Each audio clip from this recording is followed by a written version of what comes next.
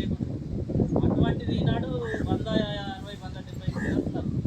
కిషానగర్ నుంచి పోతున్నారు, చుట్టుపక్కలకి ప్రైమరీ అక్కడ వెళ్తున్నారంటే గ్రామస్తుల యొక్క కృషి, ఎక్కడైతే సమాజం యొక్క భాగస్వామ్యం, ఎక్కడైతే సర్పంచ్ గ్రామాభివృద్ధి కమిటీ ఇది మన బడి ఇది మన పిల్లలనే భావన వస్తుందో తప్పకుండా ఆ గ్రామం అభివృద్ధి చేస్తుంది. అయితే ఇక్కడ కూడా అదే ఉండే కొన్ని కారణాల వల్ల అనైక్యత, ఇక్కడ ఏర్పడ్డ సంఘాల మధ్య అనైక్యత వల్ల అది విడిపోయింది.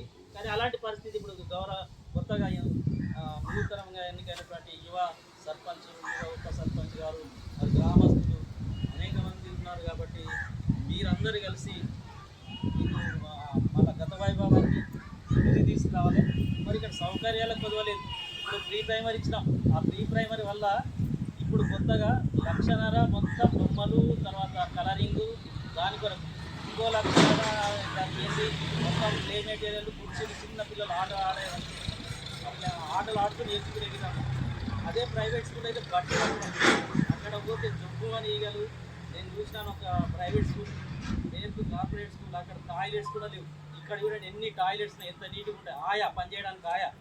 ఇక్కడ కూడా మళ్ళీ ఇప్పుడు దీంట్లో కూడా ప్రీ ప్రైమరీలో ఆయా ఒక టీచర్, ఆ టీచర్కి 8,000, ఆయాకి 6,000 రూపాయలు.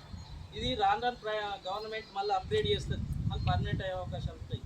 సో అలాంటి అవకాశాలు మనం అందిపుచ్చుకోవాలి, ఇచ్చిన అవకాశాలు. మళ్ళీ గవర్నమెంట్ కూడా ఇంకా అనేక 21 రకాల వస్తువులు ఇస్తున్నారు పిల్లలకు, టై, బెల్ట్, బూట్లు, షూ, ఇవన్నీ. మళ్ళీ వాటికి 3 రోజులు పిల్లలకి పాలు, 3 రోజులు ఎగ్స్, తర్వాత టిఫిన్ రోజు ఉదయం.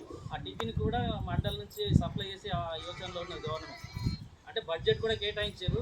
ఇక్కడ మన వాళ్ళకి వండడం కష్టమవుతుంది, ఒక దగ్గర మండలంలో ఒక దగ్గర వండి టిఫిన్లు